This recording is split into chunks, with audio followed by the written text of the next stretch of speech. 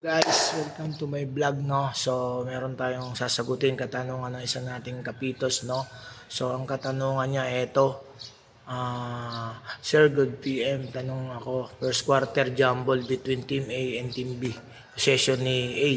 Pull up to the 3-point extended basket at wrong goal. So, ito yung question niya. Question ko, sir, is 3-point po ba ang ma-charge sa team captain or 2 points lang? So, yan yung unang question. So, sasagutin agad natin yan, no? By the rules kasi, kapag na-confuse or 2 points lang ang ibibigay natin yan, mga kapitos, no?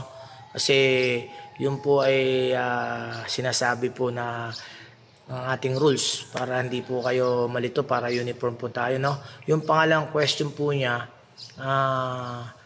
yung possession po ba ng bola mapupunta sa team B o papasok siya sa correctable error ng Article 44 po yan sa correctable error natin nangyayari kasi po sa game, medyo confused ako sa naging hatol ng kapwa ko. Rep, thank you, Com. So pag mga ganyan po, for example, yung top napunta po dun sa pinaka tapat ng goal ng team B at biglang nakuha ng team A player, A1, na 3-point niya. So, wrong goal po yun. So, pasok po yun doon sa team captain ng team B, no? Ang resumption natin dyan, mga kapitos, doon na natin siya ito-throw in sa end line, no? So, lalabas na po siya ng team A.